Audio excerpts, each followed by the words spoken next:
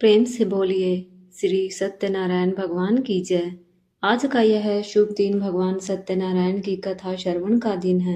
इस दिन श्रद्धा और भक्ति के साथ श्री सत्यनारायण भगवान की पूजा, व्रत और कथा का विशेष महत्व होता है।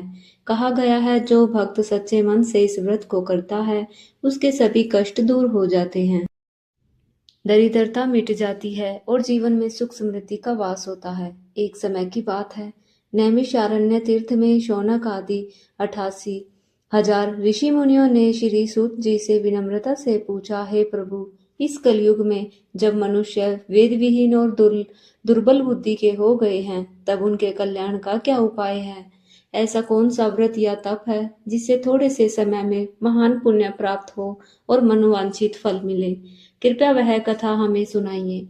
तब सर्वज्ञानी श्री सूत जी ने मुस्कुराते हुए कहा, हे वैष्णवों, मैं श्रेष्ठ मुनियों, आपने प्राणियों के हित की जो बात पूछी है वह अत्यंत कल्याणकारी है। आज मैं आपको वह श्रेष्ठ और फलदायी व्रत बताने जा रहा हूँ जिसे स्वयं देवर्षि नारद जी ने भगवान लक्ष्मी नारायण से पूछा था और जिसे स्वयं लक्ष्मीपति भगवान विष्णु ने नारद जी को बताया था। सो आप सब ध्यान पूर्वक सुनिए। यही वह पवित्र और चमत्कारी व्रत है जिसे श्री सत्यनारायण व्रत कहा जाता है, जो भक्तों के सभी पापों को हर लेता है और जीवन को आनंद, शांति और भक्ति से भर देता है। एक समय योगी राज नारद जी दूसरों के हित की इच्छा से अनेक लोकों में घूमते हुए मृत्यु लोक में आ पहुँचे। यहाँ अनेक योनियों में जन्मे हुए प्राय सभी मनुष्यों को अपने कर्मों द्वारा अनेक दुखों से पीड़ित देखकर सोचा, किसी यत्न के करने से निश्चय ही प्राणियों के दुखों का नाश हो सकेगा। ऐसा मन में सोचकर विष्णु लोक को चल दिए। वहां श्वेत वर्ण और 4 भुजाओं वाले देवों के ईश नारायण को देखकर, जिनके हाथों में शंख, चक्र, गदा और पद्म थे, वे वरमाला पहने हुए थे, उनकी स्तुति करने लगे।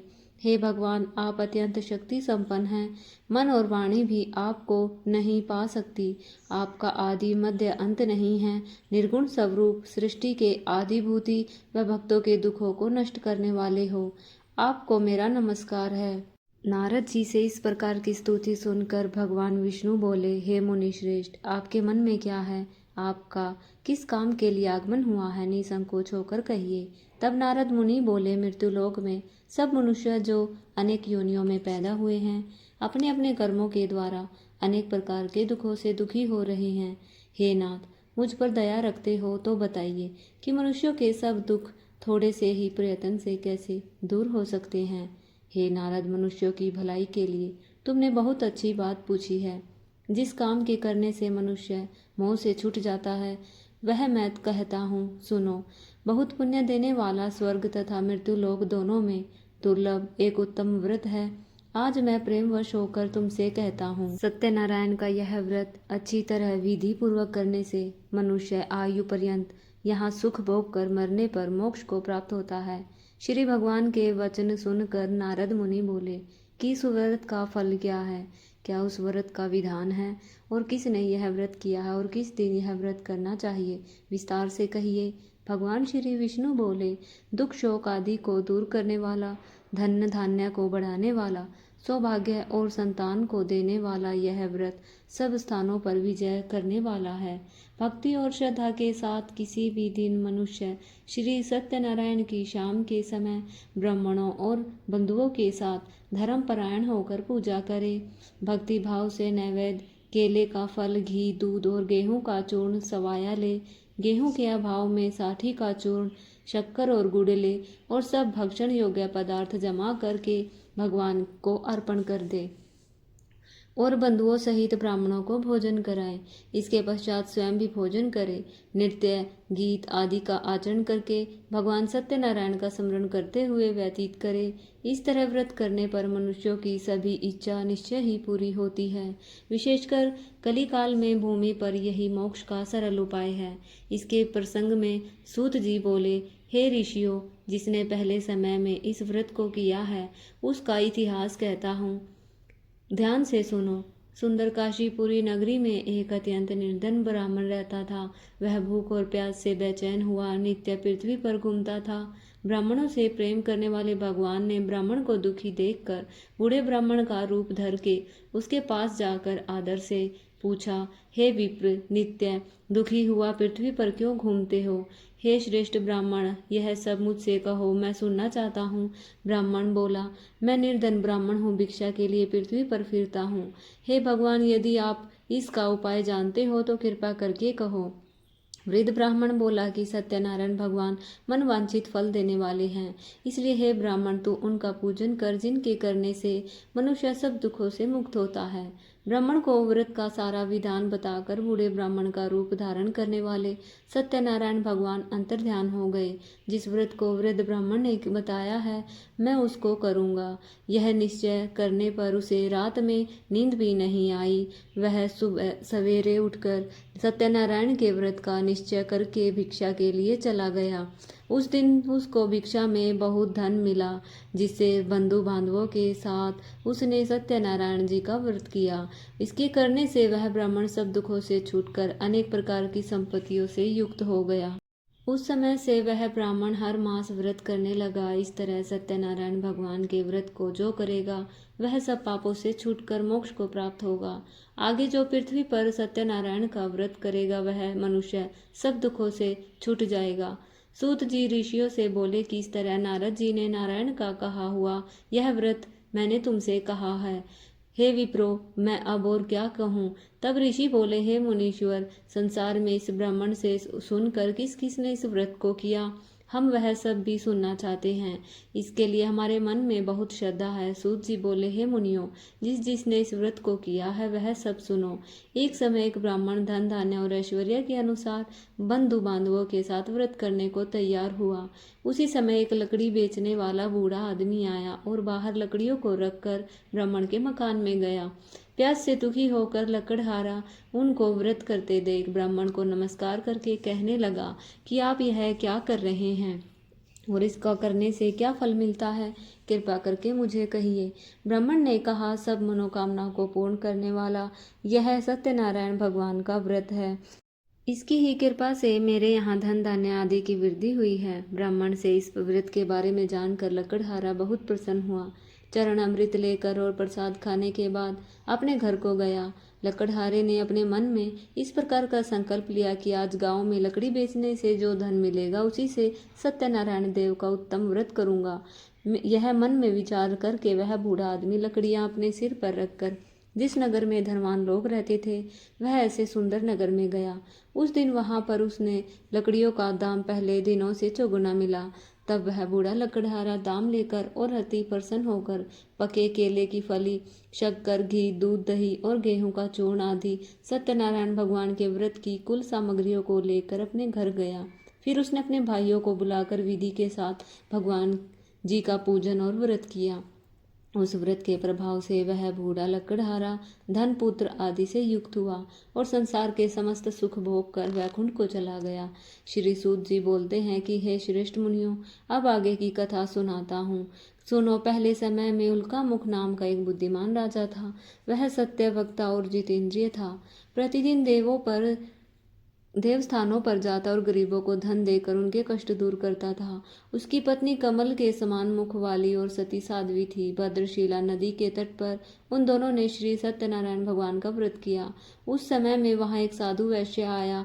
उसके पास व्यापार के लिए बहुत सा धन था। वह नाव को किनारे पर ठहरा कर राजा के पास आ गया और राजा को व्रत करते हुए देखकर विनय के साथ पूछने लगा, हे राजन, भक्ति युक्त चित्त से यह आप क्या कर रहे हैं? मेरी सुनने की इच्छा है, सो आप यह मुझे बताइए। राजा बोला, हे साधु, आपने बांधवों के साथ पुत्र आदि की प्राप्ति के लिए महाशक्तिवान सत्यनारायण भगवान का व्रत और पूजन किया जा रहा है। राजा के वचन सुनकर साधु आदर से बोला, हे राजन, मुझसे इसका सब विधान कहो। मैं भी आपके कथन अनुसार इस व्रत को करूंगा। मेरे भी कोई संतान नहीं है और इससे निश्चय ही हो जाएगी। राजा से यह सब विधान सुनकर व्यापार से निर्वित होकर वह आनंद के साथ घर गया। साधु ने अपनी स्त्री से संतान देने वाले उस व्रत का समाचार सुनाया और कहा कि जब मेरी संतान होगी तब मैं इस व्रत को करूंगा। साधु ने ऐसे वचन अपनी पत्नी लीलावती से कहे। एक दिन उसकी स्त्री लीलावती पति के साथ आनंदित होकर सांसारिक धर्म में प्रवृत्त होकर सत्यनारायण भगवान की कृपा से गर्भवती हो गई और 10वें महीने में उसकी एक सुंदर कन्या का जन्म हुआ। दिनों दिन वह इस तरह बढ़ने लगी जैसे शुक्ल पक्ष का चंद्रमा बढ़ता है। कन्या का नाम कलावती रखा गया। तब लीलावती ने मीठे शब्दों में अपने पति से कहा कि जो आपने संकल्प किया था भगवान का व्रत करूंगा, अब आप उसे करिए। साधु बोला, हे प्रिय, इसके विवाह पर करूंगा। इस प्रकार अपनी पत्नी को आश्वासन देकर वह नगर को गया। कलावती पितृ गृह में वृद्धि को प्राप्त हो गई। साधु ने जब नगर में सखियों के साथ अपनी पुत्री को देखा तो तुरंत दूत को बुलाकर कहा कि पुत्री के वास्ते कोई सुयोग्य वर देखिए। साधु की आज्ञा पाकर दूत कंचन नगर पहुंचा। वहां पर बड़ी खोज और देखभाल कर लड़की के लिए सुयोग्य वाणिक पुत्र को ले आया।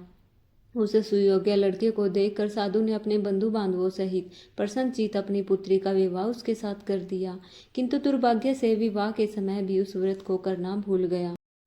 तब श्री भगवान क्रोधित हो गए और श्राप दिया कि तुम्हें दारुण दुख प्राप्त होगा। अपने कार्य में कुशल साधु बनिया जमाता सहित समुद्र स्थित रतनपुर नगर में गया और वहां दोनों ससुर जमाई चंद्रकेतु राजा के उस नगर में व्यापार करने लगे। एक रोज भगवान सत्यनारायण की माया से प्रेरित कोई चोर राजा का धन चुराकर भागा जा रहा था, किंतु राजा के दूतों को आता देखकर चोर ने घबराकर भागते हुए राजा के धन को वहीं चुपचाप रख दिया जहां वो ससुर जमाई ठहरे हुए थे। तब दूतों ने उस साधु वैश्य के पास राजा के धन को देखा तो वे दोनों को बांध कर ले गए और प्रसन्नता से दौड़ते हुए राजा के समय ले जाकर बोले, 2-4 हम पकड़ कर लाए हैं, देख कर आज्ञा दे। तब राजा की आज्ञा से उनको कठोर कारावास में डाला गया। उनका सब धन छीन लिया। सत्यनारायण भगवान के श्राप द्वारा उनकी पत्नी भी घर पर बहुत दुखी हुई और घर पर जो धन रखा था चोर चुरा कर ले गए। शारीरिक और मानसिक पीड़ा और भूख प्यास से अति दुखित होकर अन्न की चिंता में कलावती एक ब्राह्मण के घर गई। वहां उसने सत्यनारायण भगवान का व्रत होते देखा। फिर कथा सुनी और प्रसाद ग्रहण करके रात को घर आई। माता ने कलावती से कहा, हे पुत्री, अब तक कहाँ रह गई थी और मन में क्या है? कलावती बोली, हे माता, मैंने एक ब्राह्मण के घर श्री सत्यनारायण भगवान का व्रत देखा है। कन्या के वचन सुनकर लीलावती भगवान के पूजन की तैयारी करने लगी। लीलावती ने परिवार और बंधुओं सहित श्री सत्यनारायण भगवान का पूजन किया और वर मांगा कि मेरे पति और दामाद शीघ्र घर आ जाए। साथ ही प्रार्थना की, हम सब का अपराध क्षमा करो। सत्यनारायण भगवान इस व्रत से संतुष्ट हो गए और राजा चंद्रकेतु को स्वप्न में दर्शन देकर कहा, हे राजन, दोनों वैश्य को प्रातः ही छोड़ दो और सब धन जो तुमने ग्रहण किया है वह दे दो, नहीं तो मैं तुम्हारा धन, राज्य, पुत्र आदि सब नष्ट कर दूंगा। राजा से ऐसे वचन सुनकर भगवान अंतर्ध्यान हो गए। प्रातःकाल राजा चंद्रकेतु ने सभा में अपना स्वप्न सुनाया। फिर दोनों वाणिक पुत्रों को कैद से मुक्त होकर करके सभा में बुलाया। दोनों ने आते ही राजा को नमस्कार किया। राजा मीठे वचनों से बोले, हे महानुभाव, भाविवश ऐसा कठिन दुख प्राप्त हुआ है, अब तुम्हें कोई दुख नहीं है। ऐसा कहकर राजा ने उनको नए नए वस्त्र आभूषण पहनाए और जितना धन लिया था उससे दुगना देकर आदर सहित विदा किया। दोनों वैश्य अपने घर को चले गए। सूत जी बोले, वैश्य ने मंगलाचार करके यात्रा आरंभ की और अपने नगर को चल पड़ा। उनकी थोड़ी दूरी पर निकलने पर दंडी वेशधारी सत्यनारायण भगवान ने उनसे पूछा, हे साधु, तेरी नाव में क्या है? अभिमानी वाणिक हंसता हुआ बोला, हे दंडी, आप क्यों पूछते हो? क्या धन लेने की इच्छा है? मेरी नाव में तो बेल और पत्ते रखे हैं। वैश्य का कठोर वचन सुनकर भगवान ने कहा, तुम्हारा वचन सत्य हो। दंडी ऐसा कहकर वहां से दूर चले गए और कुछ दूर जाकर समुद्र के किनारे बैठ गए। दंडी के जाने पर वैश्य ने नित्य क्रिया करने के बाद नाव को ऊंची उठी देखकर अचंभा किया और नाव में बेल पत्ते आदि देखकर मूर्छित होकर जमीन पर गिर पड़ा। फिर मूर्छा खुलने पर अत्यंत शोक प्रकट करने लगा। तब उसका दामाद बोला कि आप शोक ना करें, यह दंडी का श्राप है, उसकी शरण में चलना चाहिए, तभी हमारी मनोकामना पूरी होगी। दामाद के वचन सुनकर वह दंडी के पास पहुंचा और अत्यंत भक्ति भाव से नमस्कार करके बोला, मैंने जो आपसे असत्य वचन कहे थे उनको क्षमा करो। ऐसा कहकर महान शोकातुर होकर रोने लगा। तब दंडी भगवान बोले, हे वाणिक पुत्र, मेरी आज्ञा से बार बार तुम्हें दुख प्राप्त हुआ है, जो मेरी पूजा से विमुख हुआ। साधु बोला, हे भगवान, आपकी माया से मोहित ब्रह्मा जी आदि भी आपके रूप को ही नहीं जानते, तब मैं ज्ञानी कैसे जान सकता हूँ। आप प्रसन्न होइए, मैं सामर्थ्य के अनुसार आपकी पूजा करूँगा।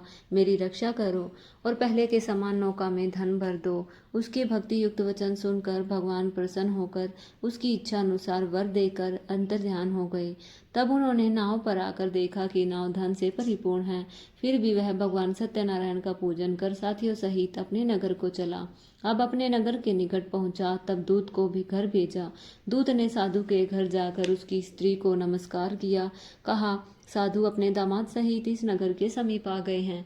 ऐसा वचन सुनकर साधु की स्त्री ने बड़े हर्ष के साथ सत्यदेव का पूजन कर पुत्री से कहा, मैं अपने पति के दर्शन को जाती हूँ, तू कार्य पूर्ण करके शीघ्र आ। माता के ऐसे वचन सुनकर कलावती प्रसाद छोड़कर पति के पास गई। प्रसाद की आज्ञा के कारण सत्य देव भगवान ने रुष्ट होकर उसके पति को नाव सहित पानी में डुबो दिया। कलावती अपने पति को न देखकर रोती हुई जमीन पर गिर गई।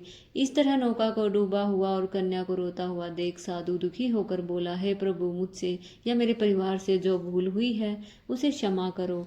उसके दीन वचन सुनकर सत्यदेव भगवान प्रसन्न हुए और आकाशवाणी हुई कि हे साधु, तेरी कन्या मेरे प्रसाद को छोड़कर आई है, इसलिए इसका पति अदृश्य है।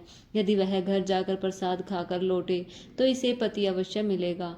ऐसी आकाशवाणी सुनकर कलावती ने घर पहुंचकर प्रसाद खाया और फिर आकर पति के दर्शन किए। तत्पश्चात साधु ने बंधु बांधवों सहित सत्यदेव का विधि पूर्वक पूजन किया। उस दिन से पूर्णिमा को सत्यनारायण का पूजन करने लगा।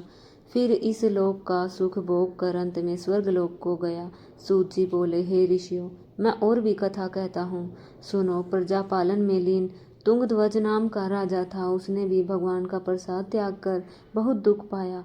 एक समय वन में जाकर वन्य पशुओं को मारकर बढ़ के नीचे आया। वहां उसने ग्वालों को भक्ति भाव से बांधवों सहित सत्यनारायण जी का पूजन करते देखा। राजा देखकर भी अभिमानवश वहां नहीं गया और न ही पूजन किया, न ही नमस्कार किया। जब ग्वालों ने भगवान का प्रसाद उसके सामने रखा तो वह प्रसाद को त्याग कर अपनी सुंदर नगरी को चला गया। वहां उसने अपना सब कुछ नष्ट पाया तो वह जान गया कि यह सब भगवान ने किया है। तब वह विश्वास करके ग्वालों के समीप गया और विधि पूर्वक पूजन करके प्रसाद खाया तो सत्यदेव भगवान की कृपा से पहले जैसा था वैसा ही हो गया। फिर दीर्घ काल तक सुख भोग कर मरने पर स्वर्गलोक को गया। जो मनुष्य इस परम दुर्लभ व्रत को करेगा, भगवान सत्यनारायण की कृपा से उसे धन धान्य की प्राप्ति होगी। निर्धन धनी और बंदी बंधन से मुक्त होकर निर्भय हो जाता है। संतानहीनों को संतान प्राप्ति होती है और सब मनोरथ पूर्ण होकर अंत में वैकुंठ धाम को जाता है। यह सत्य है। श्री सूत जी कहते हैं कि ब्राह्मणों, आपको मैंने सत्यनारायण व्रत की यह पावन कथा सुनाई है। इस व्रत का पालन करके मनुष्य सभी दुखों से मुक्त हो जाता है। विशेषतः कलयुग में श्री सत्यनारायण की पूजा महान फल देने वाली है। इन देवताओं को कोई सत्यनारायण कहते हैं तो कोई सत्यदेव कहते हैं। अनेक रूपों में श्री सत्यनारायण भगवान सभी के मनोरथों को पूर्ण करते हैं। ये सनातन सत्यदेव कलयुग में सत्यव्रत के रूप में अवतरित होंगे। हे श्रेष्ठ मुनियों, जो मनुष्य नित्य इसका पठन वह श्रवण करता है, श्री सत्यनारायण भगवान की कृपा से उसके सभी पाप नष्ट हो जाते हैं। प्रेम से बोलो श्री सत्यनारायण भगवान की जय। श्री सत्यनारायण संपूर्ण व्रत कथा समाप्त। प्रेम से बोलिए श्री सत्यनारायण भगवान की जय हो।